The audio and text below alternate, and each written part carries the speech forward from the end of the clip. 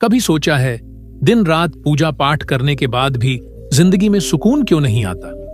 क्या भगवान सिर्फ मंदिरों में मिलते हैं या भूखे की थाली में भी उनका वास है?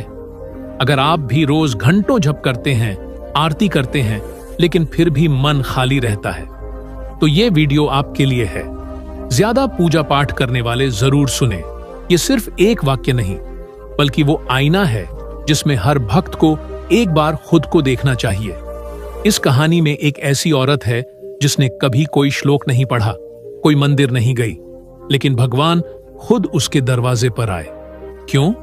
क्योंकि उसने वो किया जो हम पूजा करते हुए भूल जाते हैं। अगर आप सच में जानना चाहते हैं कि पूजा क्या है और भगवान किन से सबसे ज्यादा खुश होते हैं, तो इस वीडियो को अंत तक जरूर सुनिए, क्योंकि ये कहानी आपकी सोच को हिला देगी।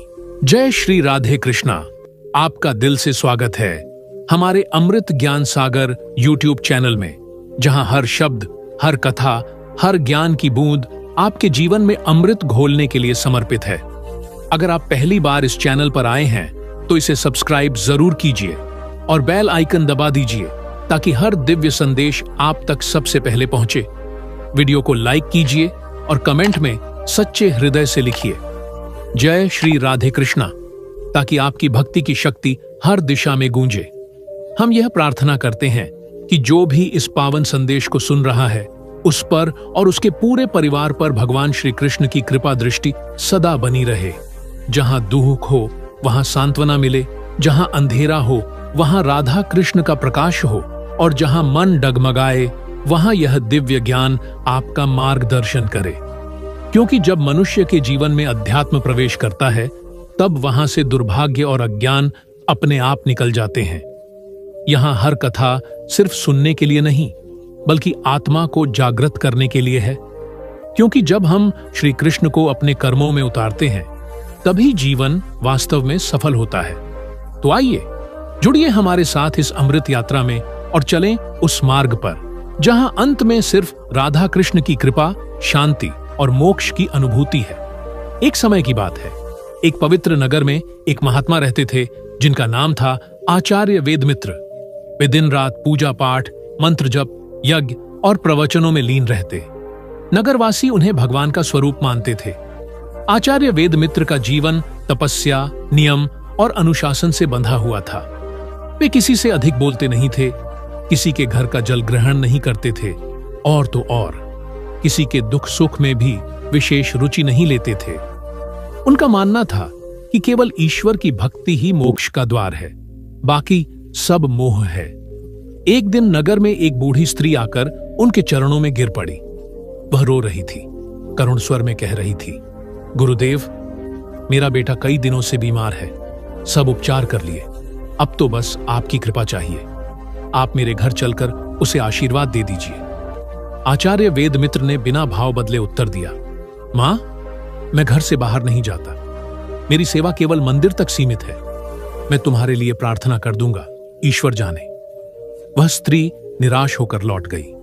कुछ दिनों बाद उसका बेटा चल बसा। आचार्य वेदमित्र फिर अपने पूजा पाठ में लीन हो गए। समय बीतता गया। एक दिन वे ध्यानमग्न अवस्था में थे कि उनके स्वप्न में स्वयं श्री कृष्ण प्रकट हुए। श्री कृष्ण मुस्कुराते हुए बोले, हे वेदमित्र, तुम्हारी भक्ति मुझे प्रसन्न करती है, परंतु तुम्हारी भक्ति में प्रेम नहीं है। तुम केवल पूजा करते हो, सेवा नहीं।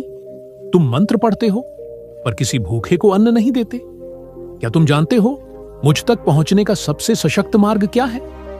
आचार्य वेदमित्र ने हाथ जोड़कर उत्तर दिया, प्रभु, मेरा मानना है कि निरंतर जाप, हवन और ब्रह्मचर्य ही वह मार्ग है। श्री कृष्ण ने गंभीर स्वर में कहा, नहीं वेदमित्र, मुझ तक पहुंचने का सबसे सशक्त मार्ग करुणा है, सेवा है, प्रेम है। पूजा पाठ महत्वपूर्ण है, परंतु वह तब तक अधूरी है जब तक वह किसी जीव की सहायता में न बदले। जो रोते हुए को गले लगाए, भूखे को भोजन दे, अंधेरे में दीपक जलाए, वही सच्चा भक्त है। स्वप्न टूट गया, परंतु वेदमित्र के जीवन में एक परिवर्तन शुरू हो गया। उन्होंने देखा कि उनकी पूजा की माला तो सजी थी, लेकिन उनके मंदिर के द्वार के बाहर भूख से तड़पते बच्चे बैठे थे। उन्होंने महसूस किया कि वे मंत्रों के उच्चारण में इतने खो गए थे कि उन्होंने किसी की आंखों में आंसू देखना छोड़ दिया था। उसी दिन उन्होंने निर्णय लिया, वे अब पूजा के साथ साथ सेवा भी करेंगे।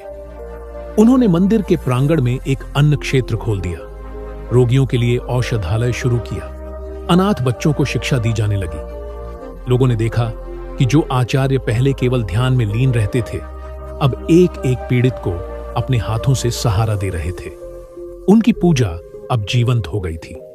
कुछ समय पश्चात वे फिर ध्यान में बैठे और श्री कृष्ण पुनः प्रकट हुए। इस बार उनका चेहरा अत्यंत प्रसन्न था। उन्होंने कहा, वेद मित्र, अब तुमने भक्ति का रहस्य जान लिया है। जब तुम्हारा पूजा पाठ किसी के जीवन में आशा बन जाए, तब वह पूजा मुझे प्रिय है। प्रिय पाठकों, यह कथा हम सभी के लिए एक आईना है। आज हम में से कितने लोग दिन में घंटों पूजा करते हैं, घंटों रामायण, गीता, भागवत पढ़ते हैं, परंतु जब कोई पड़ोसी भूखा होता है तो हमारी आंखें बंद रहती हैं। जब कोई वृद्ध अकेलेपन से घिरा होता है तो हम सोचते हैं, यह मेरा कार्य नहीं है। हम मानते हैं कि पूजा का अर्थ है घंटी बजाना, अगरबत्ती जलाना और मंत्रों का उच्चारण करना। परंतु क्या यह ही है सच्ची भक्ति? श्रीमद् भगवद गीता में स्वयं श्री कृष्ण ने कहा है, पत्रम पुष्पम फलम तोयम यो में भक्त्या प्रयच्छति। यानी यदि कोई मुझे प्रेम पूर्वक एक पत्ता, एक पुष्प, एक फल या थोड़ा सा जल भी देता है तो मैं उसे स्वीकार करता हूं। ध्यान दें, भक्त्या शब्द पर। इसका अर्थ है प्रेम से, श्रद्धा से, करुणा से। कई लोग यह कहते हैं, हम रोज सुबह मंदिर जाते हैं, संध्या आरती करते हैं, फिर भी जीवन में सुख नहीं है। परंतु क्या आपने किसी के आंसू पोंछे हैं? क्या आपने कभी किसी दुखी के सिर पर हाथ रखा है? क्या आपने कभी किसी गरीब को खाना खिलाया है बिना फोटो खिंचवाए? सच्ची पूजा वहीं शुरू होती है जहां इंसानियत जीवित होती है। एक गरीब की सहायता करना, एक बेसहारा जानवर को खाना देना, एक वृद्ध की बात सुनना, यह सब ईश्वर की सेवा है। क्योंकि ईश्वर केवल मंदिर में नहीं, हर जीव में बसते हैं। कभी कभी लोग कहते हैं, मैंने इतने व्रत किए, इतनी कथा सुनी, फिर भी मेरे दुख क्यों नहीं दूर हुए? इसका उत्तर बड़ा सरल है, भक्ति को कर्म से जोड़ो। केवल पूजा नहीं, सेवा भी करो, तभी वह पूर्ण होती है। जैसे एक दीपक को तेल और बाती दोनों चाहिए, वैसे ही पूजा को भक्ति और सेवा दोनों चाहिए। अगर एक भी अनुपस्थित है तो प्रकाश अधूरा है। आज समाज में बहुत से लोग हैं जो दिन रात पूजा करते हैं, परंतु क्रोध नहीं छोड़ते, लोभ नहीं छोड़ते, अहंकार नहीं छोड़ते। क्या यह पूजा उन्हें ईश्वर के करीब ले जा रही है? नहीं, क्योंकि जब तक पूजा हमारे स्वभाव में परिवर्तन नहीं लाती, वह केवल एक औपचारिकता है। श्री राम ने शबरी के झूठे बेर खाए क्योंकि उसमें प्रेम था। श्री कृष्ण ने सुदामा की फटी पोटली को स्वीकार किया क्योंकि उसमें आत्मीयता थी। भगवान को आपकी भव्य थालियों की नहीं, आपके भावों की आवश्यकता है। इसीलिए हे अधिक पूजा पाठ करने वालों, यह सुनो, पूजा तब तक अधूरी है जब तक उसमें सेवा न हो, प्रेम न हो, करुणा न हो। भगवान को तुम्हारी आवाज से अधिक तुम्हारे कर्म सुनाई देते हैं। यदि तुम्हारे कर्म में किसी की भलाई है तो तुम्हारा हर कदम मंदिर है, हर कार्य पूजा है। स्मरण रहे, मृत्यु के पश्चात जब आत्मा यमराज के दरबार में पहुंचती है तो उससे यह नहीं पूछा जाता कि उसने कितने मंत्र पढ़े, कितने व्रत किए। उसे पूछा जाता है, तूने कितनों को रोते हुए देखा और अनदेखा किया, कितनों की पुकार को सुना और चुप रहा, किसके हिस्से की रोटी तूने खा ली, किसके आंसू तूने सुखाए। जो उत्तर इन प्रश्नों के पास होता है वही तय करता है आत्मा की गति। तो आइए आज इस विचार से अपने जीवन को पुनः परिभाषित करें। आइए अपने पूजा पाठ में सेवा का दीपक जलाएं। आइए अपने मंत्रों में किसी भूखे की पुकार जोड़ें। आइए उस भक्ति की ओर चलें जो केवल शास्त्रों तक नहीं, हृदयों तक पहुंचती है। यही सच्ची पूजा है, यही सच्चा पाठ है। और अंत में श्री कृष्ण की वाणी में एक स्मरण, जो मेरे सबसे गरीब, सबसे दुखी, सबसे निरीह भक्त की सेवा करता है, वह मेरी ही सेवा करता है। उस दिन के बाद जब आचार्य वेद मित्र ने सेवा का मार्ग अपनाया, उनका जीवन पूरी तरह बदल गया। पहले जहां वे केवल मंत्रों में लीन रहते थे, अब उनका प्रत्येक मंत्र किसी भूखे को रोटी देने से पहले उच्चारित होता। पहले जहां वे अपने शिष्य को केवल वेद पढ़ाते थे, अब वे यह भी सिखाने लगे कि वेदों का सार किसी की पीड़ा को समझने में है। एक दिन एक शिष्य ने उनसे प्रश्न किया, गुरुदेव, क्या पूजा और सेवा में कोई एक बड़ा है? अगर मैं केवल सेवा करूं, पूजा ना करूं, तो क्या वह भी भक्ति होगी? आचार्य मुस्कुराए, बोले, बेटा, सेवा और पूजा दोनों ही ईश्वर की ओर जाने के दो पग हैं। एक पग केवल सेवा है, एक पग केवल पूजा। परंतु यदि तू केवल एक पग पर चलना चाहेगा तो दूर नहीं जा सकेगा। दोनों पग एक साथ उठाने होंगे। वे आगे बोले, सुनो, मैं तुम्हें एक कथा सुनाता हूं, एक ऐसे संत की जो केवल सेवा में लीन था और एक ऐसे ब्राह्मण की जो केवल पूजा में। देखो कैसे दोनों की यात्रा ईश्वर तक पहुंचती है या नहीं। एक जंगल में एक संत रहते थे, नाम था महादेव बाबा। वे किसी मंदिर से नहीं जुड़े थे, न ही शास्त्रों का विशेष अध्ययन किया था, परंतु दिन भर वे पशु पक्षियों की देखभाल करते, भूखों को खाना देते, बीमारों को औषधि देते। जब किसी गांव में विपत्ति आती तो सबसे पहले वे पहुंचते। दूसरी ओर एक ब्राह्मण थे, पंडित मधुसूदन शर्मा। उन्होंने वेदों का गहन अध्ययन किया था। यज्ञ पाठ, तप त्याग, उपवास उनके जीवन का हिस्सा था। वे दिन में 4 बार पूजा करते और सप्ताह में 1 बार उपवास। दोनों की मृत्यु एक ही दिन हुई। दोनों की आत्मा यमलोक पहुंची। चित्रगुप्त ने उनका लेखा जोखा देखा। भगवान विष्णु के आदेश से दोनों को बुलाया गया। भगवान विष्णु ने पूछा, हे आत्माओं, बताओ, तुमने जीवन में मुझे कैसे प्राप्त किया? पंडित मधुसूदन बोले, प्रभु, मैंने जीवन भर आपकी आराधना की, गीता का पाठ किया, यज्ञ किए, मंत्र जपे। मैंने कभी किसी से दान नहीं लिया, नियमों का पालन किया। मैं आपकी सेवा को ही जीवन मानता रहा। भगवान ने सिर हिलाया, फिर महादेव बाबा की ओर देखा।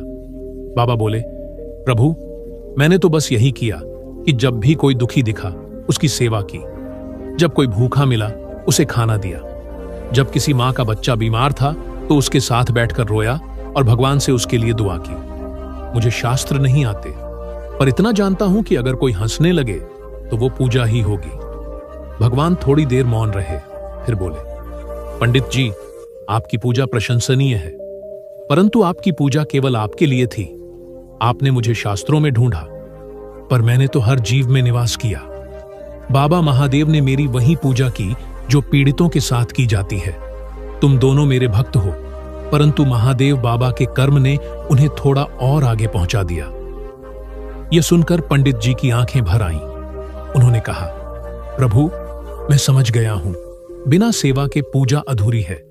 आज के समय में हम में से कई लोग सोचते हैं कि अगर हमने किसी मंदिर में घंटी बजा दी, अगरबत्ती जला दी या किसी ब्राह्मण को दान दे दिया तो बस भक्ति पूरी हो गई। परंतु यह केवल शुरुआत है। सेवा वह चुपचाप की जाने वाली पूजा है जिसमें न प्रचार है न प्रदर्शन, परंतु प्रभाव गहरा होता है। कभी कभी एक वृद्ध मां दरवाजे पर आती है और कहती है, बेटा, थोड़ा बैठ जा, दिल घबरा रहा है। वह भी पूजा है। कभी कोई बच्चा रास्ता भूल जाता है और तुम उसे सही मार्ग दिखा देते हो, वह भी सेवा है। कभी किसी विधवा स्त्री को सुन लेते हो, उसके दुख में 2 आंसू बहा देते हो, वह भी पूजा है। श्रीमद् भगवद गीता में श्री कृष्ण ने स्पष्ट रूप से कहा है, कर्म करो, फल की चिंता मत करो। परंतु ध्यान देने योग्य बात यह है कि उन्होंने कर्म को त्यागने की नहीं, कर्म में भक्ति जोड़ने की बात की है। जब हम अपने हर कार्य में, चाहे वह छोटा हो या बड़ा, प्रेम, सच्चाई और सेवा की भावना जोड़ते हैं, तब वह कार्य पूजा बन जाता है। भले ही कोई झाड़ू लगा रहा हो, पर अगर वह स्वच्छता को ईश्वर की सेवा समझकर करता है तो वह संत है। भले कोई अस्पताल में नर्स हो, पर अगर वह सेवा को करुणा से करती है तो वह भगवान की दासी है। कलयुग में जहां अहंकार, लोभ, हिंसा और अधर्म का बोलबाला है, वहां यदि कोई व्यक्ति किसी की सेवा कर रहा है तो वह किसी देवता से कम नहीं। आज एक गरीब की सहायता करना, एक स्त्री की रक्षा करना, एक अनाथ बच्चे को सहारा देना, यह सब कलयुग के यज्ञ हैं। शास्त्रों में भी कहा गया है, सेवा परमो धर्म। सेवा सबसे बड़ा धर्म है। और भगवान स्वयं भी कहते हैं, जो व्यक्ति मेरे नाम की माला फेरते हुए किसी भूखे को अनदेखा कर देता है। वह केवल अपने होंठ चला रहा है, हृदय नहीं। भक्ति का अंतिम लक्ष्य समर्पण और दया। जब तक हमारी भक्ति हमें विनम्र नहीं बनाती, तब तक वह अधूरी है। जब तक हमारी पूजा किसी अज्ञानी को ज्ञान नहीं देती, तब तक वह केवल शब्दों का खेल है। जब तक हमारा ध्यान केवल स्वयं के मोक्ष की चिंता में है और दूसरों के दुख से हम अछूते हैं, तब तक हम अभी भगवान से दूर हैं। सच्ची पूजा वही है जहां भक्त और भगवान के बीच कोई दीवार नहीं, कोई घमंड नहीं, केवल करुणा की नदी बह रही हो। जब भक्त को यह समझ आ जाता है कि भगवान केवल मंदिर में नहीं, शास्त्रों में नहीं, अपितु प्रत्येक जीव में है, तब उसके लिए हर कर्म पूजा बन जाता है। वह घर की झाड़ू लगाते समय भी स्मरण करता है, हे प्रभु, यह घर यदि आपके नाम का मंदिर है तो यह सफाई आपकी सेवा है। वह बच्चों को पढ़ाते हुए सोचता है, यदि इन बच्चों में ही कृष्ण, राम, बुद्ध, यीशु या अल्लाह का अंश है तो इनका शिक्षित होना ही मेरी भक्ति है। यह सोच जब स्थायी बन जाती है, तब पूजा केवल कुछ समय की क्रिया नहीं रह जाती, वह जीवन बन जाती है। गृहस्थ का मंदिर, घर ही सबसे बड़ा तीर्थ है। आज लोग सोचते हैं कि तीर्थ करने के लिए हिमालय जाए, मंदिरों में रथ यात्रा करें, धामों की परिक्रमा करें, परंतु एक गरीब माँ जो दिन भर अपने बच्चों के लिए रोटियां बेलती है और रात को बिना खाए सो जाती है, वह भी भगवान की सबसे बड़ी भक्त होती है। उसका रसोई घर ही उसका मंदिर है, वह चूल्हा ही उसका यज्ञ कुंड है और उसके आंसू ही उसकी आहुति है। एक पिता जो रिक्शा चलाकर बच्चों को स्कूल भेजता है और रात को थक कर भी मुस्कुराता है, उसका पसीना ही उसका जलाभिषेक है, उसका श्रम ही शिवलिंग पर चढ़ा जल है। जब गृहस्थ जीवन को ही साधना मान लिया जाए, तब हर गृहस्थ साधु बन सकता है और हर स्त्री मां अन्नपूर्णा। कर्म को पूजा बनाने के 5 रहस्य। 1, भावना। कार्य करते समय मन में यह हो कि यह भगवान की सेवा है, फिर वह कितना भी छोटा क्यों ना हो, पूजनीय बन जाता है। जैसे झाड़ू लगाते हुए सोचना कि हे प्रभु, यह गंदगी केवल बाहर की नहीं, मेरे अंदर की भी है, कृपया इसे साफ कर दो। 2, स्वार्थहीनता। किसी की मदद इस उम्मीद से न करना कि वह बदले में कुछ देगा, बल्कि यह मानकर कि भगवान ने मुझे सक्षम बनाया, इसलिए मुझे देना है। 3, धैर्य और क्षमा। सेवा करते हुए कोई तुम्हें अपशब्द कह दे, अपमानित करे, तब भी मुस्कुराकर क्षमा करना, यह सेवा का सबसे बड़ा तप है। 4, सादगी। भव्यता नहीं, शुद्धता जरूरी है। एक गरीब द्वारा एक रोटी देना और एक अमीर द्वारा 100 थाल देना, इनमें अंतर केवल भावना से है, न कि मात्रा से। 5, निरंतरता। एक बार सेवा करके रुकना नहीं, बल्कि यह सोचकर जीवन जीना कि जब तक सांस है तब तक सेवा है। एक बार नारद मुनि स्वर्ग में भगवान विष्णु से मिलने गए, देखा कि भगवान रो रहे हैं। नारद हैरान हुए, बोले, प्रभु आप क्यों रो रहे हैं? भगवान बोले, नारद, मेरी पूजा करने वाले लाखों हैं, पर मेरी सेवा करने वाले कितने हैं? जो मेरे नाम के कीर्तन करते हैं वे बहुत हैं, पर जो मेरे रूप में भूखों को खाना देते हैं, अनाथों को सहारा देते हैं, वे बहुत कम हैं। इसलिए मैं दुखी हूं, क्योंकि मेरे भक्तों ने मेरी पूजा को अपने स्वार्थ में बांध लिया है। नारद की आंखों में आंसू आ गए। वे पृथ्वी पर आए और उस गांव को खोजने लगे जहां कोई सेवा कर रहा हो। एक किसान मिला जो प्रतिदिन अपने खेत से फसल का एक हिस्सा गरीबों को देता था। एक नाई मिला जो हफ्ते में एक दिन केवल वृद्धों के नाखून काटता, बाल काटता, निशुल्क। एक विधवा मिली जो हर पूर्णिमा को अनाथ बच्चों को कहानी सुनाती। नारद ने भगवान को इन सब के दर्शन कराए। भगवान मुस्कुराए और बोले, इन्हीं के कारण मैं अभी भी इस धरती से जुड़ा हूं। कई लोग घंटों पूजा करते हैं, पर मन अशांत रहता है। क्यों? क्योंकि पूजा केवल एक नियम बन जाती है, आत्मा उसमें नहीं डूबती। लेकिन एक बार किसी बूढ़े को सड़क पार करा दो, एक भूखे को रोटी दे दो, एक अनपढ़ बच्चे को पढ़ा दो, तो देखना वह संतोष आत्मा तक जाएगा। क्योंकि आत्मा परमात्मा की अंश है और परमात्मा करुणा का सागर है। जब हम दया करते हैं तब आत्मा प्रभु से जुड़ती है। शास्त्रों में अनेक साधन बताए गए हैं, ध्यान, योग, यज्ञ, तप, तीर्थ, व्रत, परंतु इन सब का सार यदि कहीं संक्षेप में कहें तो वह है पर सेवा। एक कहानी है, एक बार एक आशी स्वर्ग पहुंचे। उन्होंने देखा कि एक दरवाजा है जिसके पार स्वर्ग है। उस दरवाजे पर लिखा था, प्रवेश केवल उनके लिए जिन्होंने दूसरों के लिए जिया। राशि चकित हुए। मैंने तो ध्यान किया, योग किया, एकांत में तप किया, यह क्या? तभी एक आवाज आई, तुमने अपने लिए किया, सेवा दूसरों के लिए होती है और केवल वही द्वार खोल सकती है जो परहित से जुड़ा हो। संक्षेप में, जीवन को भगवान का यज्ञ बनाओ। हर सुबह जब जागो तो यह सोचो, आज किसके लिए क्या कर सकता हूं? हर रात जब सो तो यह पूछो, क्या किसी को मेरी वजह से राहत मिली?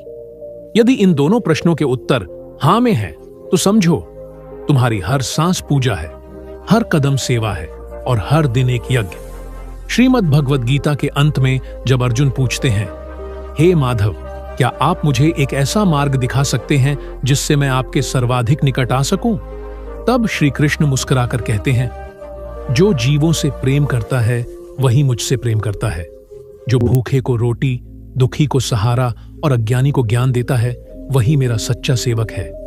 वह मुझे मंदिरों में नहीं, हृदयों में खोजता है और मैं उसे वहीं मिलता हूं। गांव के एक छोर पर एक वृद्ध स्त्री रहती थी जिसका नाम था भानुमति। उसका न कोई पुत्र था, न पति, न परिवार। जीवन की संध्या पर वह एक छोटी सी झोपड़ी में अकेली रहती थी। लोग उसे पगली कहते थे क्योंकि वह दिन भर गांव के बच्चों के लिए रोटियां सेंकती, वृद्धों के पैरों में तेल मलती और कभी किसी बीमार के घर जाकर उसके लिए झाड़ू पोछा कर आती। वह मंदिर नहीं जाती थी, न कभी घंटी बजाती थी, न मंत्र पढ़ती थी, पर उसके मन में बस एक ही मंत्र था, सेवा ही मेरा शिव है, करुणा ही मेरी कृष्णा है। एक दिन गांव में एक नया पंडित आया, बहुत ज्ञानी, बहुत तेजस्वी। उसने गांव वालों को उपदेश दिया कि वे अधिक पूजा करें, यज्ञ करें और स्वयं के पापों से मुक्त हों।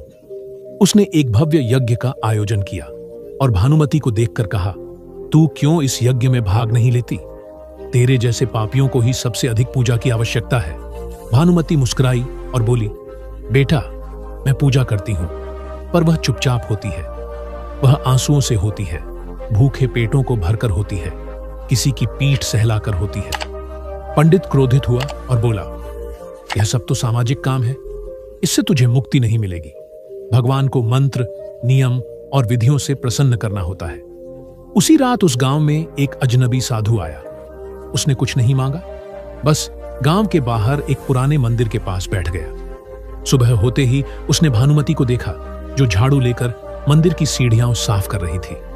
वह चुपचाप देखता रहा। भानुमति ने उसे पानी दिया, एक सूखी रोटी दी और बिना कुछ कहे चली गई। अगले दिन भी वही हुआ और तीसरे दिन भी। तब साधु ने उससे पूछा, तू किसके लिए यह सब करती है? भानुमति बोली, जब मेरे पति की मृत्यु हुई और बेटा भी संसार छोड़ गया, तब मैं टूट गई थी। एक रात मैंने भगवान से कहा, अब तेरे पास आना चाहती हूं, पर उसी रात एक सपना आया। भगवान बोले, जब तक तू किसी रोते हुए को हंसा न दे, तब तक मेरे पास मत आना। तभी से मैं उन्हीं की आज्ञा का पालन कर रही हूं। साधु की आंखों में आंसू आ गए। उसने सिर झुकाया और बोला, मां, मैं वही हूं जिसने तुझे वह सपना दिया था। भानुमति सन्न रह गई, उसकी आंखों से अश्रुधारा बह चली। साधु मुस्कुराया, मैं विष्णु हूं, तेरी सेवा से मैं इतना प्रसन्न हुआ कि स्वर्ग भी सूना लगने लगा। तेरे बिना मेरी पूजा अधूरी है। तेरे झाड़ू के कण भी मेरे पुष्पों से पवित्र हैं। तेरी सूखी रोटी में वह प्रेम है जो स्वर्ण पात्रों में नहीं। गांव वाले इकट्ठा हुए, पंडित भी आया और उसने यह दृश्य देखा। भगवान को देख वह नतमस्तक हुआ और उसके अंदर का अभिमान क्षण में जलकर राख हो गया। तभी भगवान ने सबको संबोधित किया, देखो, जो भक्त केवल मेरी मूर्ति को सजाता है वह मेरा रूप देखता है, और जो भूखे की थाली सजाता है वह मेरे स्वरूप को समझता है। जो मेरा नाम जपता है वह शब्द पकड़ता है, पर जो किसी के दुख में हाथ बढ़ाता है वह मेरी आत्मा को छूता है। इसके बाद भगवान ने भानुमति का हाथ थामा और कहा, अब तू मेरी साथ चले, तेरा समय आ गया है। पर भानुमति ने कहा, नहीं प्रभु, अभी कुछ लोग और हैं जो रोते हैं। जब तक वे मुस्कुराना नहीं सीख जाते, मैं नहीं आऊंगी। मुझे आपसे नहीं, आपके कार्य से प्रेम है, और जब मैं सबको हंसते हुए देख लूंगी तभी आपके चरणों में आऊंगी। भगवान मुस्कुराए और बोले, तब मैं तेरे साथ यहीं रहूंगा, क्योंकि जहां सेवा है वहीं मैं हूं। उस दिन से गांव बदल गया। पंडित ने पूजा को सेवा में बदला। लोग मंदिर से निकलकर वृद्धाश्रम और अनाथालय पहुंचे और भानुमती, वह अब भी वहीं रोटियां सेंक रही थी, पर उसके आसपास अब हजारों भक्त थे जो सेवा को पूजा मानने लगे थे। इस कथा का सार यही है, जब तक हम पूजा को केवल एक क्रिया मानते हैं तब तक वह अधूरी है, लेकिन जब सेवा में पूजा को ढाल देते हैं तब वह ईश्वर की उपस्थिति बन जाती है। भानुमती जैसी स्त्रियां, महादेव बाबा जैसे संत और हर वह हाथ जो चुपचाप किसी के लिए बढ़ता है, वे ही सच्चे भक्त हैं। यदि संसार में एक भी हृदय ऐसा हो जाए जो दूसरों के आंसू अपने हृदय में सोख ले, तो समझो उस गांव, उस घर, उस दिल में स्वयं भगवान वास करते हैं। और जब मनुष्य यह पहचान लेता है कि हर जीव में उसका प्रभु है, तो फिर वह न किसी मंदिर की घंटी बजाता है, न कोई शोर करता है, वह बस चुपचाप सेवा करता है, और वही उसकी सबसे ऊंची पूजा बन जाती है। इस कहानी में हमने देखा कि कैसे एक सामान्य, अनपढ़, निर्धन और समाज से तिरस्कृत महिला भानुमती केवल सेवा के माध्यम से ईश्वर की कृपा की अधिकारी बनती है। उसने कभी कोई वेद नहीं पढ़ा, कोई शास्त्र नहीं रटा, ना ही किसी बड़े मंदिर में पूजा की। फिर भी वह वहां पहुंच गई जहां तक पहुंचने के लिए लोग जन्म जन्म तक प्रयास करते हैं। उसकी पूजा उसकी नन्ही हथेलियों में थी, जो दूसरों के दुख मिटाने में लगी थीं। उसकी भक्ति उसकी आंखों के आंसुओं में थी, जो किसी भूखे बच्चे को देखकर बहते थे। उसकी आरती उसकी रोटियों की सौंधी खुशबू में थी, और उसका भजन हर उस हंसी में था जो उसने दूसरों के चेहरे पर लौटाई। हमने यह भी देखा कि भगवान को रिझाने के लिए सोने चांदी की मूर्तियां, महंगे फूल या भारी मंत्र नहीं चाहिए। उन्हें चाहिए एक सरल हृदय जो दूसरे के दुहक को अपना मान ले, जो सेवा को ही साधना समझे और जो दूसरों की भलाई में अपने जीवन की सार्थकता देखे। भानुमती की तरह अगर हम भी अपने जीवन को दूसरों के लिए समर्पित कर दें, तो यह निश्चित है कि भगवान स्वयं हमारी सेवा में उतर आएंगे। इस कथा का सबसे गहरा संदेश यही है कि ईश्वर मंदिरों में नहीं, मानवता में बसते हैं। वह उन हाथों में नहीं है जो केवल प्रार्थना में उठते हैं, बल्कि उन हाथों में है जो दूसरों को थामने के लिए बढ़ते हैं। वह उन होठों पर नहीं है जो केवल मंत्र बोलते हैं, बल्कि उन मुस्कानों में है जो दूसरों को जीने की प्रेरणा देती हैं। आज का युग शोर का युग है, पूजा का प्रदर्शन, धर्म का व्यापार, भक्ति का व्यापारीकरण। परंतु इस कथा ने हमें यह सिखाया कि जो पूजा मौन है, जो सेवा गुप्त है, जो भक्ति निजी है, वही सबसे सच्ची होती है। अगर समाज में हर कोई यह संकल्प ले ले कि उसकी पूजा दूसरों की सेवा में प्रकट होगी, उसकी भक्ति किसी के आंसू पोंछने में होगी और उसका प्रभु हर जरूरतमंद में बसता है, तो यह संसार ही स्वर्ग बन सकता है। सच्चा भक्त वह नहीं जो दिन रात जप करता है, सच्चा भक्त वह है जो दूसरों के जीवन में उजाला भरता है। और जब सेवा पूजा बन जाए और पूजा सेवा बन जाए, तभी मनुष्य का जीवन पूर्ण होता है।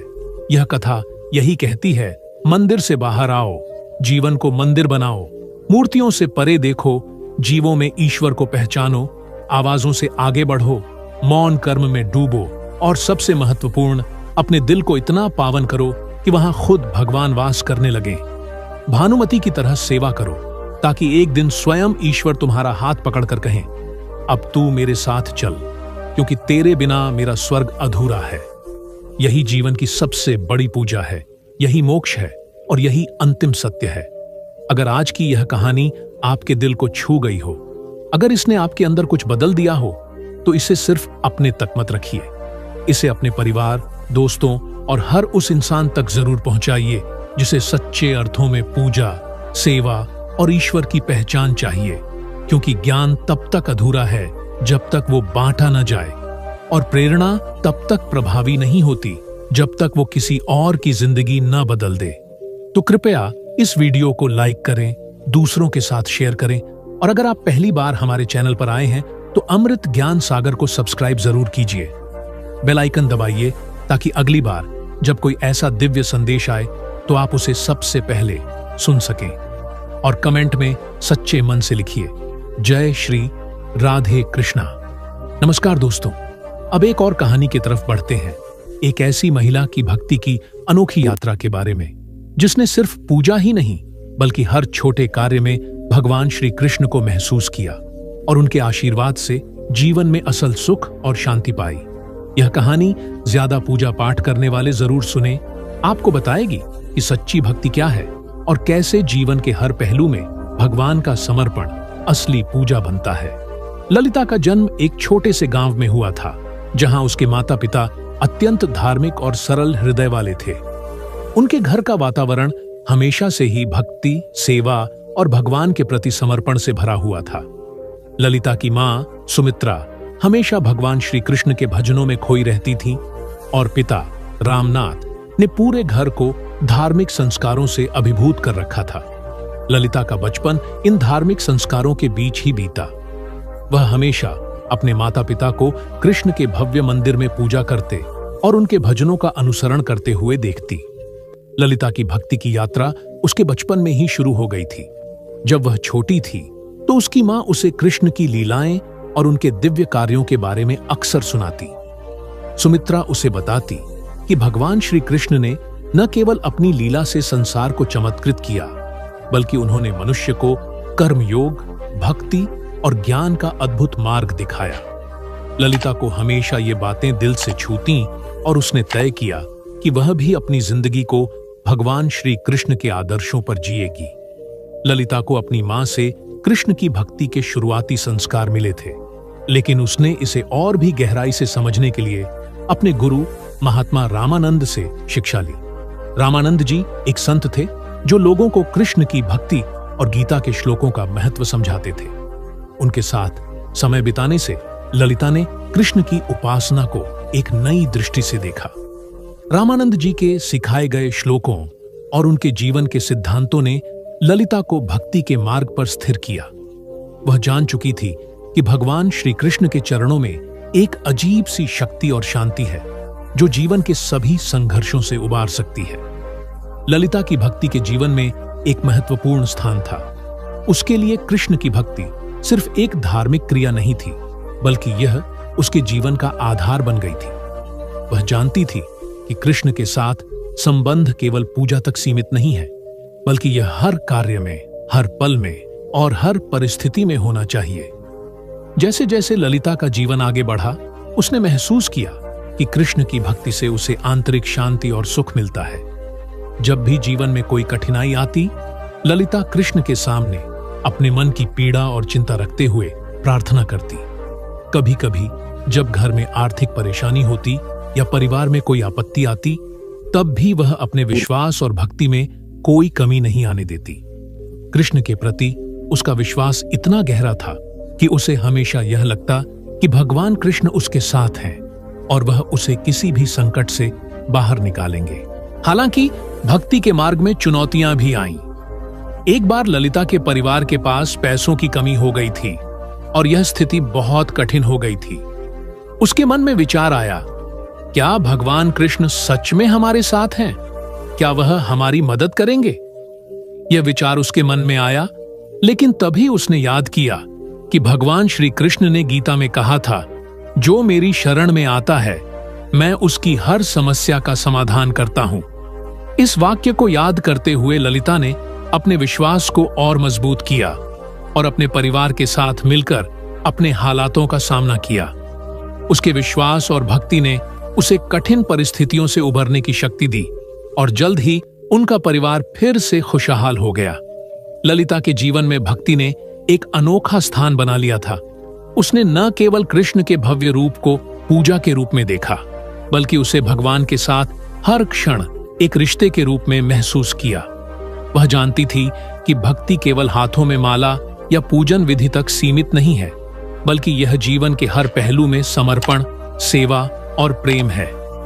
इस प्रकार ललिता की भक्ति ने न केवल उसे आंतरिक शांति दी, बल्कि जीवन के हर संघर्ष को सहन करने की क्षमता भी दी।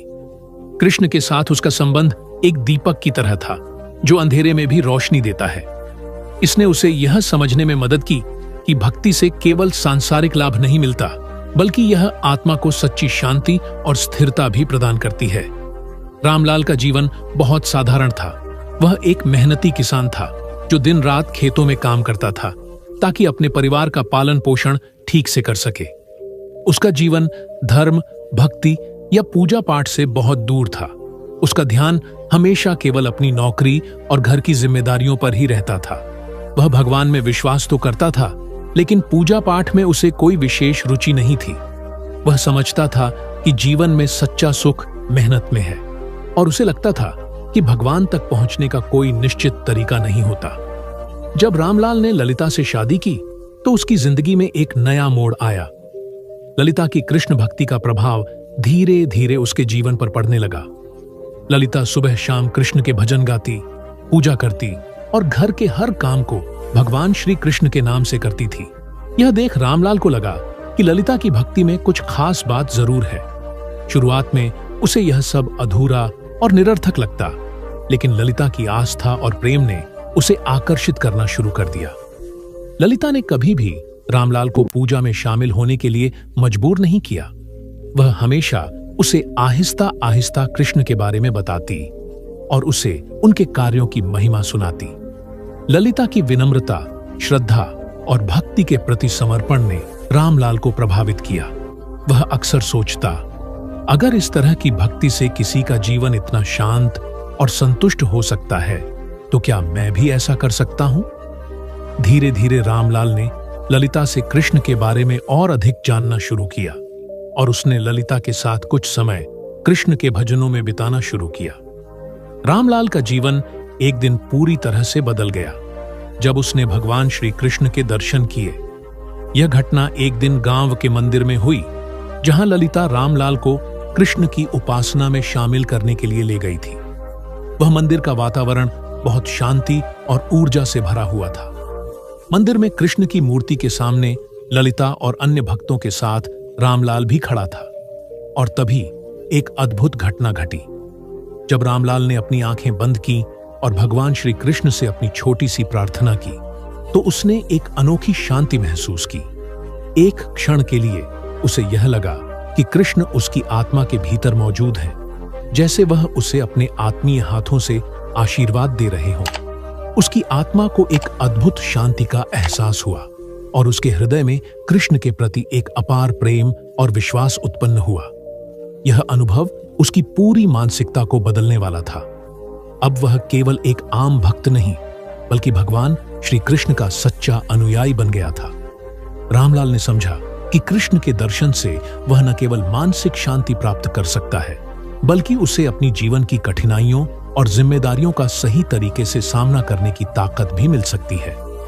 इस अनुभव के बाद रामलाल ने अपनी भक्ति को एक नई दिशा दी। अब वह रोज मंदिर जाता, कृष्ण के भजनों में भाग लेता और अपनी दिनचर्या में भी कृष्ण की उपासना को शामिल करता। उसके लिए भगवान कृष्ण सिर्फ एक आस्थावान देवता नहीं, बल्कि जीवन का मार्गदर्शक बन गए थे। रामलाल का परिवर्तन उसकी जीवन यात्रा में एक महत्वपूर्ण मोड़ साबित हुआ। पहले वह केवल दुनिया की समस्याओं और जीवन के संघर्षों में फंसा हुआ था, लेकिन अब कृष्ण के प्रति उसकी भक्ति और विश्वास ने उसे मानसिक शांति दी। उसने यह महसूस किया कि अब उसकी धार्मिकता और परिवार की जिम्मेदारियों में संतुलन बनाए रखना आसान हो गया था। कृष्ण की भक्ति उसे जीवन की छोटी छोटी कठिनाइयों से उबरने की शक्ति देती थी और उसने यह समझ लिया कि एक सच्चे भक्त का जीवन केवल पूजा पाठ तक सीमित नहीं होता, बल्कि उसमें अपने परिवार की देखभाल, समाज की सेवा और हर कार्य को भगवान के आशीर्वाद के साथ करना भी शामिल है। कृष्ण के दर्शन ने रामलाल को यह सिखाया कि भगवान का आशीर्वाद केवल उन तक ही सीमित नहीं होता जो पूजा पाठ करते हैं, बल्कि वह हर उस व्यक्ति को मिलता है जो अपने कर्मों को ईमानदारी से करता है। इस बदलाव के बाद रामलाल ने अपने परिवार के साथ मिलकर भगवान के मार्ग पर चलने का संकल्प लिया और उन्होंने अपनी जिंदगी में भक्ति और सेवा का महत्व समझा। इस प्रकार रामलाल की भक्ति में बदलाव केवल उसकी धार्मिकता का हिस्सा नहीं था, बल्कि यह उसके जीवन की एक नई शुरुआत थी। उसने अपने भीतर और बाहर के संघर्षों को कृष्ण की भक्ति के माध्यम से हल किया और उसे जीवन में एक नई दिशा मिली। ललिता और रामलाल का जीवन अब केवल व्यक्तिगत भक्ति तक सीमित नहीं था, बल्कि यह एक सामूहिक अनुभव बन गया था जिसमें उनका परिवार पूरी तरह से शामिल था। ललिता और रामलाल दोनों ही अब भगवान श्री कृष्ण के प्रति अपनी भक्ति में पूरी तरह से समर्पित थे और इसका प्रभाव उनके बेटे और वृद्ध माता पिता पर भी पड़ा। उनका जीवन एक उदाहरण बन चुका था जहां पूजा और सेवा का कोई अंतर नहीं था। हर सुबह ललिता और रामलाल अपने बेटे को साथ लेकर भगवान श्री कृष्ण की पूजा करते थे। ललिता बच्चों को भजन गाने की शिक्षा देती और रामलाल गीता के कुछ श्लोकों का पाठ करता। यह परिवार का एक सामान्य दिनचर्या बन चुका था और हर सदस्य कृष्ण के प्रति प्रेम और श्रद्धा से अभिभूत था। उनका बेटा, जो अब कुछ बड़ा हो गया था, अक्सर पूछता, माँ, पिताजी, कृष्ण क्या हमें सच में देख रहे हैं? और ललिता मुस्कुराते हुए उत्तर देती, हाँ बेटा, कृष्ण हर समय हमारे साथ हैं, वे हमारे दिलों में रहते हैं। रामलाल और ललिता दोनों यह समझते थे कि सेवा ही असली पूजा है। वे अपने घर के आंगन से लेकर गांव के मंदिर तक हर जगह कृष्ण की सेवा में व्यस्त रहते थे। रामलाल खेतों में काम करने के बाद मंदिर की सफाई करता और ललिता घर में भोजन तैयार करने के बाद गरीबों को भोजन देती। वे दोनों कभी भी अपनी भक्ति को केवल शब्दों या पूजा तक सीमित नहीं रखते थे, बल्कि इसे अपने कार्यों में भी ढालते थे। वे मानते थे कि भगवान श्री कृष्ण का असली रूप वही है जो हमारे हर क्रियाकलाप में समाया हो, खासकर सेवा में। ललिता हमेशा कहती, कृष्ण की भक्ति का सबसे सच्चा रूप यह है कि हम अपने परिवार और समाज की सेवा करें, क्योंकि वही हमारी असली पूजा है। यह उनका विश्वास था कि कृष्ण की कृपा तभी मिलती है जब हम दूसरों के लिए कुछ अच्छा करते हैं। ललिता और रामलाल का जीवन केवल घर तक ही सीमित नहीं था, वे गांव में भी एक प्रेरणा बन चुके थे। उनका गांव उनका दूसरा घर था और वे वहां भी कृष्ण की भक्ति और सेवा में लगे रहते थे। वे जानते थे कि समाज में सेवा करना भी भगवान के प्रति एक महान समर्पण है। रामलाल और ललिता गांव के मंदिर की सफाई करते, वहां के रास्तों को संवारते और नियमित रूप से गांव के गरीबों को भोजन और वस्त्र बांटते। उनका मानना था कि जब तक उनके पास देने के लिए कुछ है, वे समाज से दूर नहीं रह सकते। एक दिन गांव में एक बड़ा उत्सव हुआ और रामलाल और ललिता ने मिलकर सभी जरूरतमंदों के लिए भोजन का आयोजन किया। इस कार्य में उन्होंने अपने बेटे को भी शामिल किया ताकि वह जान सके कि सेवा और भक्ति का असली रूप क्या है। ललिता और रामलाल के कार्यों को देखकर गांव वाले उनकी भक्ति और सेवा के प्रति समर्पण को समझते थे। वे दोनों अक्सर गांव में कृष्ण की भक्ति के महत्व को बताते और लोगों को प्रेरित करते। रामलाल गांव के पुरुषों को गीता के श्लोकों का पाठ कराता, जबकि ललिता महिलाओं को भजन और कथा सुनाती। दोनों का उद्देश्य यही था कि वे भगवान श्री कृष्ण के संदेश को केवल अपने परिवार तक ही सीमित न रखें, बल्कि समाज के हर व्यक्ति तक पहुंचाएं। एक बार गांव में एक बीमार महिला आई जिसे इलाज के लिए धन की आवश्यकता थी। ललिता और रामलाल ने उसे न केवल अपने घर का खाना दिया, बल्कि उसके इलाज के लिए भी मदद की। रामलाल ने अपनी निजी संपत्ति से धन दिया और ललिता ने महिला को अपने घर में रखा, उसे आराम करने के लिए जगह दी। यह देखकर गांव वालों ने समझा कि कृष्ण की सेवा का असली रूप यही है, दीन दुखियों की मदद करना और अपने दिलों में सच्ची भक्ति रखना। इसके अलावा ललिता और रामलाल ने अपने बेटे को भी इस दिशा में बढ़ावा दिया। उन्होंने उसे बताया कि भक्ति सिर्फ मंदिरों और पूजा तक सीमित नहीं होनी चाहिए, बल्कि यह हमारे हर कार्य में दिखाई देनी चाहिए। वे उसे यह सिखाते कि भगवान श्री कृष्ण की कृपा उन्हीं पर होती है जो दूसरों की मदद करते हैं और बिना किसी स्वार्थ के सेवा करते हैं। ललिता और रामलाल का जीवन अब एक आदर्श बन चुका था, जो यह सिद्ध करता था कि कृष्ण की भक्ति और सेवा से ही जीवन की वास्तविकता समझी जा सकती है। उनका मानना था कि जब हम किसी का भला करते हैं तो वह भगवान की सेवा होती है। इस प्रकार ललिता और रामलाल का सामूहिक जीवन कृष्ण की भक्ति और सेवा के सबसे सुंदर उदाहरण के रूप में प्रस्तुत हुआ। उनका जीवन यह दिखाता है कि भक्ति और सेवा का वास्तविक रूप वह है जो हमारे हर दिन के कार्यों में समाहित हो और यह समाज और परिवार के प्रति हमारे कर्तव्यों में झलके।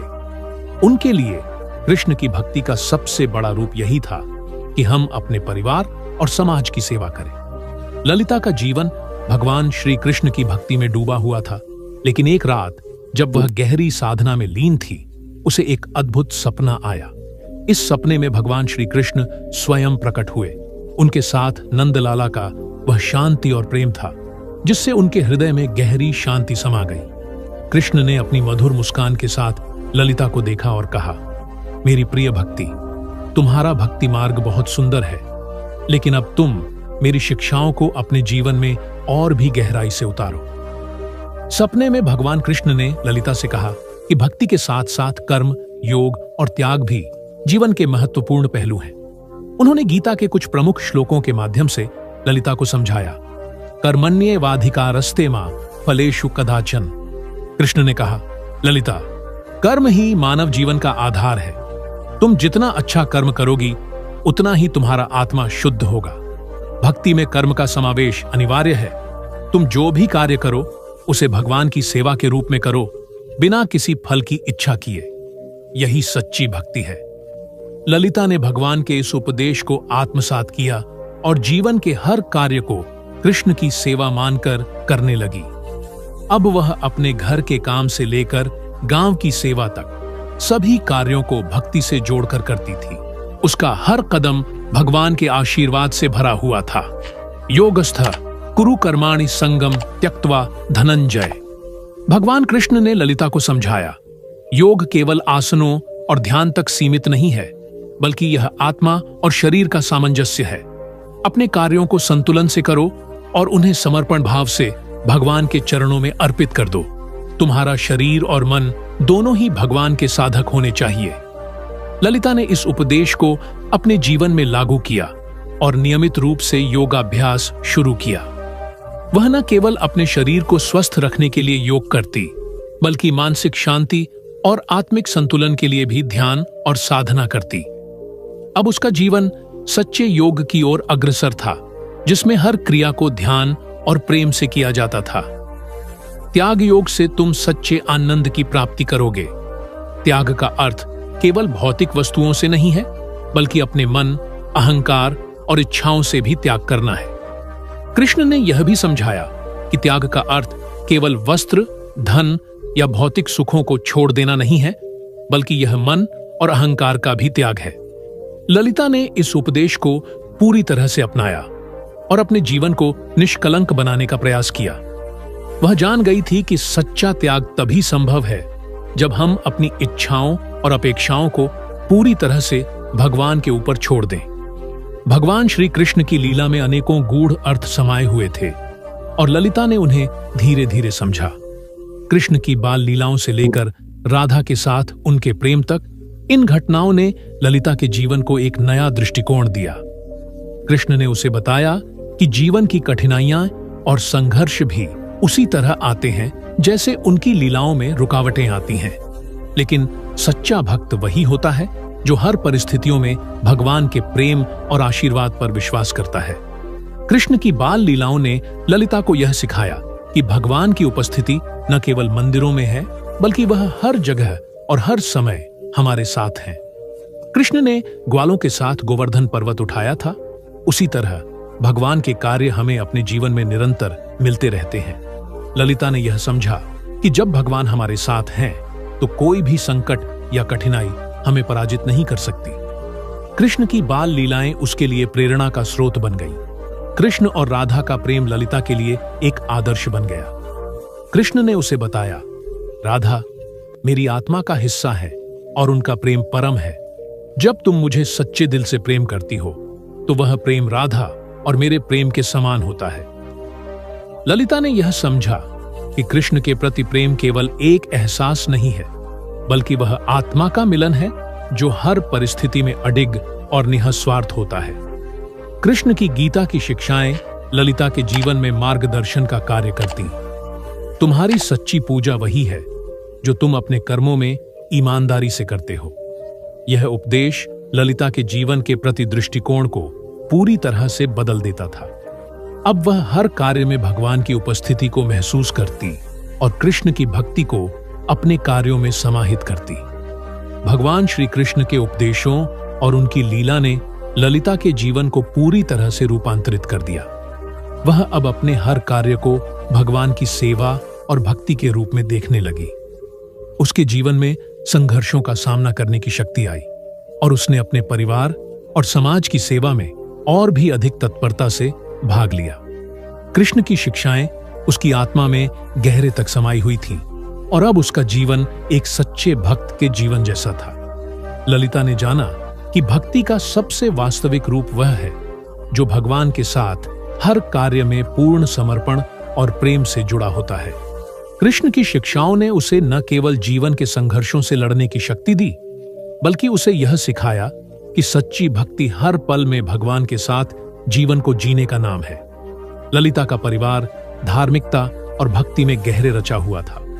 उसके माता पिता, विशेष रूप से उसकी मां, भगवान श्री कृष्ण के प्रति गहरी श्रद्धा रखती थी। वे हर सुबह जल्दी उठकर सूर्योदय से पहले कृष्ण की पूजा करती थी और पूरे घर को ध्यान और भक्ति से ओत-प्रोत करती थी।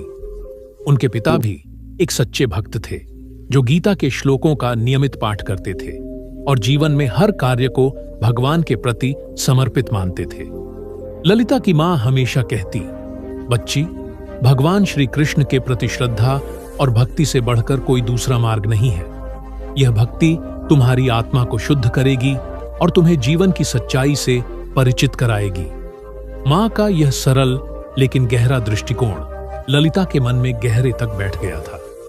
ललिता की मां का विश्वास था कि कृष्ण की भक्ति केवल बाहरी पूजा तक सीमित नहीं होनी चाहिए, बल्कि हर कार्य में भगवान का ध्यान करना चाहिए। ललिता के पिता भी कभी कभी गीता के श्लोकों को ललिता को सुनाते। कर्मण्येवाधिकारस्ते, तुम्हारा अधिकार केवल कर्म करने में है, फल में नहीं। यह श्लोक ललिता के जीवन में एक मार्गदर्शक के रूप में काम करता था।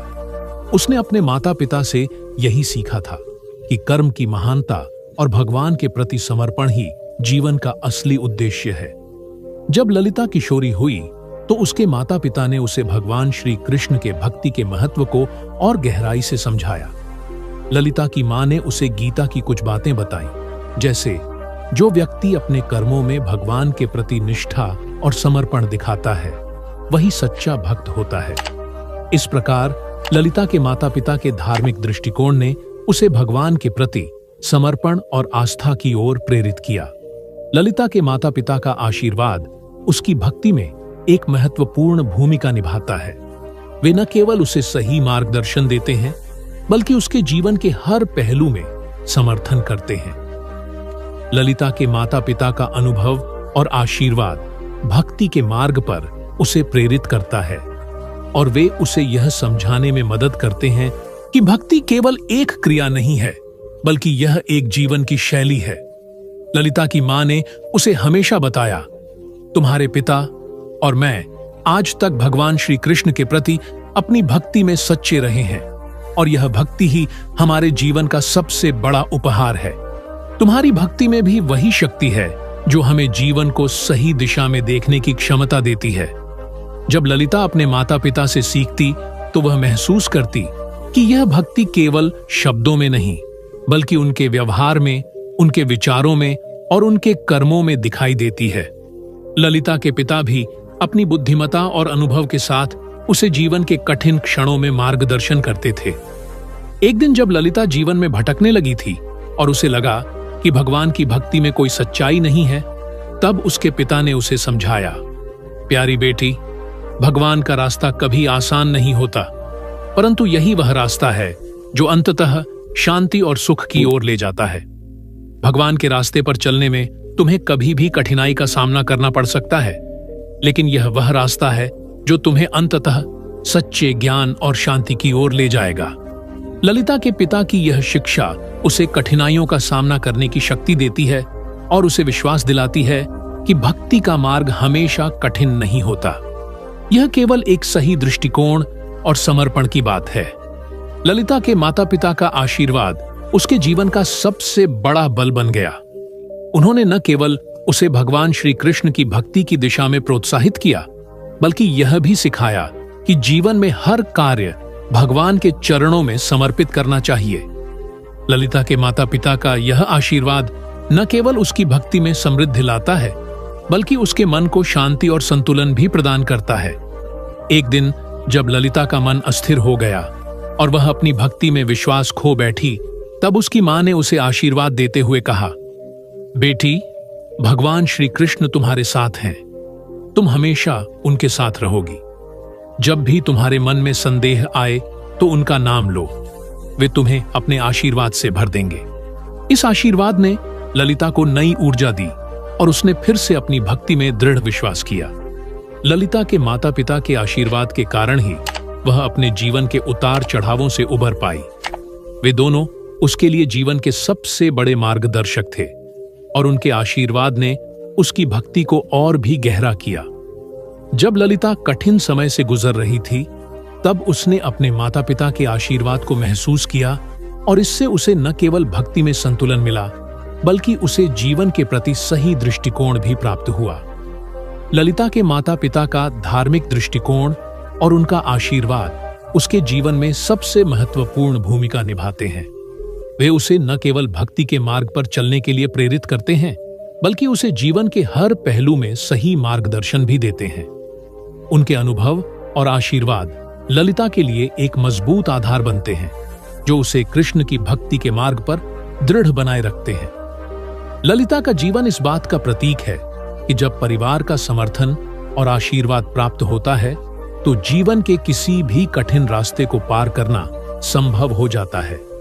ललिता का जीवन भक्ति में डूबा हुआ था, लेकिन उसे अपने परिवार और समाज में भी कई संघर्षों का सामना करना पड़ता था। जैसा कि हम जानते हैं, भक्ति मार्ग और सांसारिक जीवन के बीच संतुलन बनाए रखना हमेशा एक चुनौतीपूर्ण कार्य होता है। ललिता के लिए यह संघर्ष और भी कठिन था, क्योंकि वह घर की जिम्मेदारियों और भगवान की भक्ति में संतुलन बनाए रखने की कोशिश कर रही थी। एक दिन जब घर की आर्थिक स्थिति बहुत खराब हो गई, ललिता और रामलाल को भारी संकट का सामना करना पड़ा। उनके पास अपने बेटे की शिक्षा के लिए पर्याप्त पैसे नहीं थे और घर का खर्च भी बढ़ता जा रहा था।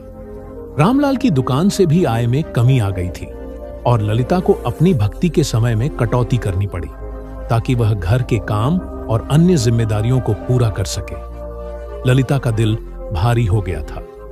वह सोचने लगी कि भगवान श्री कृष्ण की भक्ति में लगी हुई उसकी सारी ऊर्जा और समय घर की समस्याओं से जूझने में ही खर्च हो रहे थे। कई बार समाज में भी यह कहा जाता था कि भक्ति और पूजा पाठ से घर की जिम्मेदारियां नहीं चलती।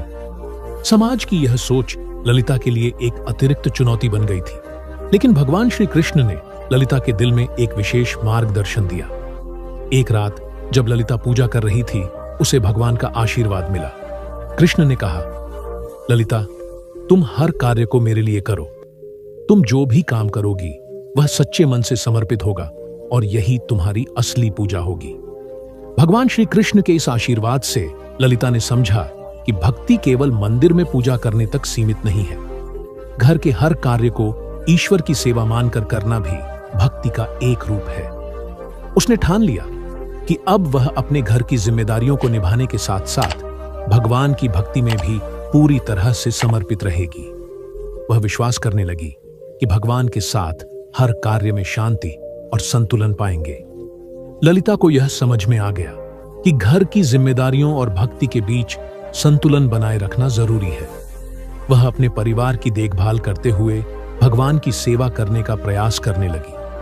वह सुबह जल्दी उठकर भगवान की पूजा करती, उसके बाद घर के कामकाजी दिनचर्या में व्यस्त हो जाती। अपने बेटे की पढ़ाई में मदद करने और रामलाल की दुकान को संभालने के लिए उसने हर कदम पर भगवान का नाम लिया और सब कुछ उन्हें समर्पित किया। ललिता ने अपने परिवार को भी भगवान की भक्ति के महत्व को समझाया। उसने अपने बेटे को गीता के श्लोक पढ़ने के लिए प्रेरित किया, ताकि वह जीवन के संघर्षों को भक्ति और धैर्य से पार कर सके। ललिता और रामलाल दोनों मिलकर घर के कामों के साथ साथ समाज सेवा में भी हिस्सा लेते थे। वे गांव में गरीबों की मदद करते, मंदिर की सफाई करते और दूसरों को भक्ति और सेवा के महत्व के बारे में बताते थे। रामलाल, जो पहले भक्ति में उतना रुचि नहीं रखते थे, अब ललिता के साथ पूजा पाठ में भाग लेने लगे थे। ललिता का प्रेम और भगवान श्री कृष्ण की भक्ति के प्रति समर्पण ने उसे यह सिखाया कि भक्ति केवल एक व्यक्तिगत क्रिया नहीं है, बल्कि यह पूरे परिवार और समाज का कल्याण भी करती है। ललिता और रामलाल दोनों मिलकर न केवल अपने परिवार की जिम्मेदारियों को निभा रहे थे, बल्कि भगवान की भक्ति में अपने जीवन को समर्पित कर रहे थे। समाज में कई बार ललिता को यह महसूस होता था कि उसकी भक्ति को लेकर लोग आलोचना करते थे। कई लोग मानते थे कि एक महिला को घर की जिम्मेदारियों के अलावा पूजा पाठ में इतना समय नहीं लगाना चाहिए। घर की जिम्मेदारी पहले आती है। यह वाक्य ललिता को बार बार सुनने को मिलता था। समाज का यह दबाव उसे अंदर से परेशान करता था, लेकिन उसने भगवान श्री कृष्ण से मिले उपदेशों को याद किया और अपना मार्ग सही किया। ललिता ने समझा कि समाज का दबाव चाहे जैसा हो, भगवान की भक्ति और परिवार की जिम्मेदारियों में कोई विरोधाभास नहीं है। भगवान श्री कृष्ण ने उसे बताया था, तुम जितना भक्ति से अपने कार्यों को करो, उतना ही तुम मुझे समीप पाओगी। इस ज्ञान ने ललिता को सशक्त बनाया और उसने अपनी भक्ति को सामाजिक दबाव से परे रखकर अपने जीवन में अपनाया। वह समाज में रहते हुए भी भगवान की सेवा में डूबी रही और दूसरों को भी भक्ति और सेवा का वास्तविक रूप समझाने की कोशिश करती रही। समाज में बढ़ते सामाजिक दबावों के बावजूद ललिता ने कभी भी अपनी भक्ति और कृष्ण के प्रति श्रद्धा में कोई कमी नहीं आने दी। ललिता के जीवन के संघर्षों और सामाजिक दबावों के बावजूद उसकी भक्ति और भगवान श्री कृष्ण पर विश्वास कभी नहीं डिगा। उसने यह सिद्ध कर दिया कि भक्ति और सांसारिक जिम्मेदारियां एक साथ चल सकती हैं। भगवान की भक्ति के प्रति समर्पण ही सच्ची पूजा है, और जब व्यक्ति जीवन के हर पहलू में कृष्ण का ध्यान रखता है तो हर समस्या का समाधान भगवान के आशीर्वाद से मिल जाता है। ललिता का जीवन इस बात का उदाहरण बन गया कि भक्ति और कर्म का संतुलन बनाए रखना ही सच्चे जीवन का मार्ग है। ललिता का कृष्ण के प्रति समर्पण गहरे और सच्चे विश्वास से भरा था। उसकी भक्ति का प्रत्येक पहलू भगवान श्री कृष्ण के चरणों में नतमस्तक होकर प्रकट होता था। वह न केवल पूजा पाठ के रूप में भगवान को याद करती, बल्कि अपने हर कार्य में कृष्ण का ध्यान करती थी। जब भी वह घर के कामों में व्यस्त होती, उसकी मन्नत यही होती कि वह जो कुछ भी कर रही है वह श्री कृष्ण को समर्पित है। ललिता का मानना था कि कृष्ण का साक्षात दर्शन केवल मंदिर में नहीं, बल्कि जीवन के हर क्षण में संभव है। वह अपने दैनिक कार्यों को कृष्ण की सेवा के रूप में देखती थी। उदाहरण के तौर पर जब वह रोटियां बनाती तो वह कृष्ण से प्रार्थना करती, हे कृष्ण, मेरे हाथों से जो रोटियां बने वह उन सभी के लिए आशीर्वाद बनकर आए जो इसे खाएंगे। उसने अपने जीवन को एक साधारण भक्ति के मार्ग में बदल दिया था, जिसमें हर छोटी से छोटी क्रिया भी भगवान को समर्पित थी। ललिता के लिए कृष्ण का समर्पण केवल एक धार्मिक क्रिया नहीं था, बल्कि यह उसकी आत्मा का एक अभिन्न हिस्सा बन चुका था। वह विश्वास करती थी कि जब तक वह कृष्ण को अपने जीवन में सबसे ऊपर रखेगी, कोई भी कठिनाई उसे हरा नहीं सकती। कृष्ण के प्रति उसकी भक्ति की गहराई इस प्रकार थी कि उसने अपने घर की हर खुशी और संकट को भगवान के चरणों में समर्पित किया। कृष्ण के प्रति उसका समर्पण और उनके प्रति गहरी श्रद्धा ने उसे जीवन के सबसे कठिन समय में भी शांति दी। चाहे घर की आर्थिक स्थिति हो या समाज के दबाव, ललिता ने कभी भी भगवान श्री कृष्ण से अपना विश्वास नहीं खोया। वह यह जानती थी कि कृष्ण जो भी करते हैं उसके पीछे कोई न कोई दिव्य उद्देश्य होता है, और उसने आत्मसमर्पण के साथ यह समझ लिया था कि भगवान का हर कार्य उसके भले के लिए है। ललिता के कृष्ण के प्रति समर्पण और उसकी भक्ति का प्रतिफल धीरे धीरे उसके जीवन में दिखाई देने लगा। एक दिन जब घर की स्थिति बहुत कठिन हो गई थी और रामलाल के व्यापार में बहुत घाटा हो चुका था, ललिता ने भगवान श्री कृष्ण से सच्चे मन से प्रार्थना की। उसने भगवान से कहा, हे कृष्ण, तुम ही मेरे जीवन के मार्गदर्शक हो। मेरी हर सांस तुम्हारे चरणों में समर्पित है। कृपया मेरे परिवार की सहायता करें। उस रात ललिता ने अपने सपने में भगवान श्री कृष्ण को देखा। कृष्ण ने उसे आशीर्वाद देते हुए कहा, ललिता, तुम्हारा समर्पण मुझे भाया है। तुमने मुझे अपने जीवन के हर कार्य में समर्पित किया है, और अब समय आ गया है कि मैं तुम्हारी मदद करूं। कृष्ण के इस आशीर्वाद से ललिता का दिल प्रफुल्लित हो गया। कुछ दिन बाद रामलाल को एक अजनबी व्यक्ति मिला जो उसकी दुकान में नया निवेश करने के लिए तैयार हुआ। वह व्यक्ति कृष्ण के भक्त था और उसने रामलाल के व्यवसाय को संभालने के लिए कुछ धन प्रदान किया। इस कारण रामलाल का व्यापार फिर से फलने फूलने लगा। ललिता जानती थी कि यह सब भगवान श्री कृष्ण की कृपा और उनके आशीर्वाद से ही संभव हुआ था। इसके साथ ही घर में अन्य समस्याएं भी धीरे धीरे हल होने लगी। ललिता के बेटे की पढ़ाई के लिए उसे एक उपयुक्त शिक्षक मिल गया और उसके माता पिता की स्वास्थ्य संबंधी समस्याएं भी कम होने लगी। ललिता और उसके परिवार को कृष्ण के आशीर्वाद से सच्ची सुख शांति और समृद्धि का अनुभव हुआ। कृष्ण की लीलाएं हमेशा अप्रत्याशित और चमत्कारी होती थीं। जब ललिता ने भगवान के प्रति अपने समर्पण को पूर्ण रूप से आत्मसात किया तो भगवान ने उसकी हर छोटी छोटी जरूरत को पूरा किया। ललिता ने महसूस किया कि कृष्ण के आशीर्वाद से वह हर समस्या का समाधान पा सकती है, क्योंकि भगवान कभी अपने भक्तों को अकेला नहीं छोड़ते। ललिता का जीवन यह सिद्ध करता है कि कृष्ण के प्रति सच्चा समर्पण न केवल व्यक्ति के जीवन को शांति और संतुलन प्रदान करता है, बल्कि भगवान के आशीर्वाद से जीवन में हर कठिनाई का समाधान भी संभव हो सकता है। कृष्ण की लीलाएं और उनके आशीर्वाद ललिता के जीवन में एक मार्गदर्शक की तरह कार्य करते हैं और उसकी भक्ति से उसे सच्चे सुख की प्राप्ति होती है। ललिता की कहानी यह दर्शाती है कि जब हम कृष्ण के प्रति समर्पण और विश्वास के साथ जीवन जीते हैं तो भगवान स्वयं हमारे मार्ग में रोशनी बनकर आते हैं और हमें हर कदम पर मार्गदर्शन देते हैं। कहानी के अंत में ललिता और उसके परिवार की यात्रा हमें यह सिखाती है कि भगवान श्री कृष्ण के प्रति सच्ची भक्ति केवल पूजा पाठ या धार्मिक अनुष्ठानों तक सीमित नहीं होती, बल्कि वह हमारे जीवन के हर कार्य में समर्पण और प्रेम के रूप में दिखती है।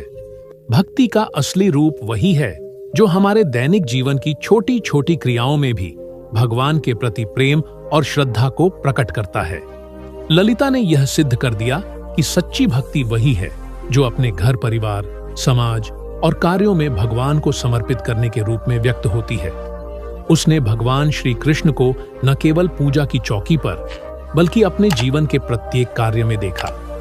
भगवान के प्रति सच्चा समर्पण वही है जो व्यक्ति के आचार, विचार और कर्मों में दिखाई दे, और यह सिर्फ धार्मिक अनुष्ठान करने से अधिक है। यह है जीवन को एक श्रद्धा के साथ जीने की कला, जहां हर कार्य को भगवान की सेवा और प्रेम के रूप में देखा जाए। कृष्ण के प्रति समर्पण का असली रूप यह है कि हम अपने सभी कार्यों में उन्हें सबसे ऊपर रखें, चाहे वह घर के काम हो, अपने परिवार की देखभाल हो या समाज की सेवा। प्रत्येक कार्य में ईश्वर का नाम लें और उन्हें समर्पित करें। भक्ति का अर्थ केवल मंदिरों में जाकर पूजा करना नहीं है, बल्कि जीवन के हर पहलू में ईश्वर को समर्पित करना है। ललिता की कहानी यह सिखाती है कि जब हम अपने जीवन को पूरी तरह से भगवान के प्रति समर्पित करते हैं तो न केवल हम अपनी समस्याओं का समाधान पा सकते हैं, बल्कि हम आंतरिक शांति और संतुलन भी प्राप्त करते हैं। कृष्ण की सच्ची पूजा वही है जो हमारे जीवन में प्रेम, सेवा और समर्पण के रूप में प्रकट होती है। इस कहानी से यह भी संदेश मिलता है कि भगवान श्री कृष्ण हमेशा अपने भक्तों के साथ होते हैं। जब हम ईमानदारी से उन्हें अपने जीवन का हिस्सा बनाते हैं और हर कार्य को उनके नाम से करते हैं, तो वह हमारे जीवन में मार्गदर्शक बनकर आते हैं। उनका आशीर्वाद हमें हर कठिनाई से उबारता है और हमें सच्चे सुख और शांति की प्राप्ति होती है। कृष्ण की भक्ति का असली रूप यही है, अपने हर कार्य को भगवान के लिए करना, हर चुनौती का सामना विश्वास और धैर्य के साथ करना और जीवन को पूरी तरह से उनके चरणों में समर्पित करना। यही है भक्ति का सच्चा मार्ग और यही है जीवन का असली उद्देश्य। जैसे ललिता ने अपनी जीवन यात्रा में भगवान श्री कृष्ण के प्रति अपने समर्पण और भक्ति को सच्चे मन से अपनाया, ठीक उसी तरह हमें भी अपने जीवन में आस्था, विश्वास और कर्म का मेल बनाकर जीवन को सशक्त और सकारात्मक बनाना चाहिए। भक्ति केवल पूजा तक सीमित नहीं है, बल्कि हर कार्य में भगवान का ध्यान और प्रेम होना चाहिए। जब हम अपने जीवन को कृष्ण के चरणों में समर्पित करते हैं, तो न केवल हम अपनी समस्याओं का समाधान पा सकते हैं, बल्कि हम आंतरिक शांति और सच्चे सुख का अनुभव भी करते हैं। अगर आपको यह कहानी प्रेरणादायक लगी हो और आपने भी यह सीखा हो कि भक्ति का असली रूप क्या है, तो इस वीडियो को लाइक करें, अपने दोस्तों के साथ शेयर करें और हमारे चैनल को सब्सक्राइब करें, ताकि आप और भी ऐसी प्रेरणादायक कहानियां सुन सकें। याद रखें, कृष्ण के आशीर्वाद से जीवन में हर मुश्किल आसान हो सकती है। बस जरूरत है सच्ची भक्ति और विश्वास की।